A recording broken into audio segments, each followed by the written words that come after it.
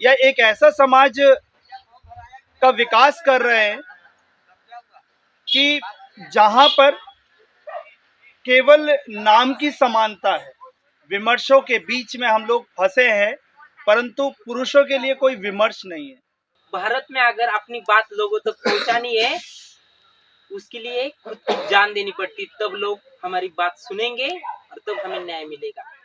ये जो video viral हुआ, जो ट्वीट जो वायरल हो रहे हैं, जो इंस्टाग्राम के ऊपर ट्रेंड चल रहा है, मतलब जस्टिस फॉर अतुल, क्या हमारे लोगों को इसके पहले किसी का जस्टिस नहीं दिखा? तो उनकी लाइन थी, अगर मुझे कोर्ट न्याय नहीं दे पाए तो मेरी अस्थियां कोर्ट के गटर के सामने विसर्जित कर दिया जाए। एक मुंबई में एक वेटर था, उसका नाम लकी लकी था, और उसके होटल में एक रेप हुआ था, और जिसने रेप किया था उसका भी नाम लकी था।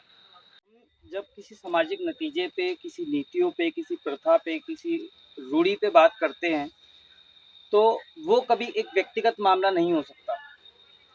व्यक्तिगत मामला जो होता है वो सामाजिक तब बनता है जब वो बड़ी रूढ़ी पे वर्क करता है। जानबूझकर किया गया कोई इंटेंशनल वर्क और नॉन इंटेंशनल वर्क, उसकी डिग्री क्या है ये निर्धारित करने के लिए या तो गवर्नमेंट को अच्छी रिसर्च नहीं मिली। संयुक्त राष्ट्र ने ये उठाई कि जितने भी हमने वुमेन एम्पावरमेंट के लिए कोर्स बनाए थे, स्किल डेवलपमेंट के ओरिएंटेशन के काम किए थे, उनमें क्योंकि पुरुषों को शामिल नहीं किया इसलिए वो सारे फ्लॉप हो गए। 91,000 टोटल लोग मर रहे हैं, तो उसमें 42,000 केवल विवाहित पुरुष थे। एक जज को 190 दिन का छुट्टी मिलता है। भारत जैसा देश जहाँ पे 51 मिलियन मामले पेंडिंग है, भावपूर्ण जगह होती है जहाँ पे कोई व्यक्ति अपनी जिंदगी छोड़ता है, एक राज्य के हाथ से एक एसेट जाता है, वो भी एक इंजीनियर जिसको बनाने में राज्य ने भी जुगत लगाई होगी, उसके शिक्षकों ने भी जुगत लगाई होगी, और केवल एक महिला की वजह से वो आदमी जो पंखी से लटका है उसने मरने से पहले कुछ और भी चाहा होगा। इसका कारण यह है कि भारत में मानसिक स्वास्थ्य को लेकर बहुत कम बात है। डिप्रेशन जैसी चीज यहाँ लोगों को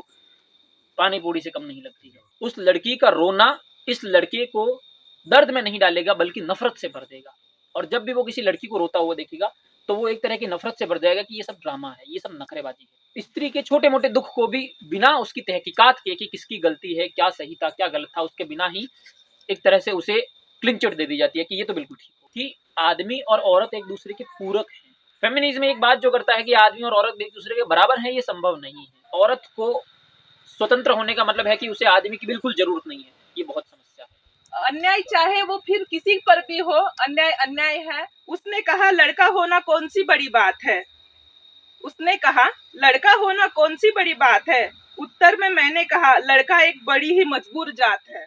ये एक इलीट समाज का विषय है।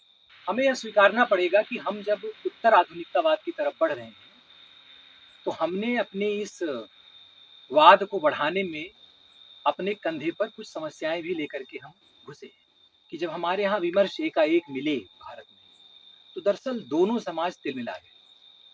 पुरुष ऐसे विमर्शों की कल्पना नहीं किया था और स्त्रियों को यह नहीं पता था कि ऐसे विमर्श उन्हें इतनी तेजी से मिल जाएंगे, और समाज एक दूसरे पर चढ़ता उतरता है। एक समय एक स्त्री कोठे पर नृत्य करती थी और 10 पुरुष समाज के लोग बैठ के तालियां बजाते थे, मुद्रा फेंकते थे।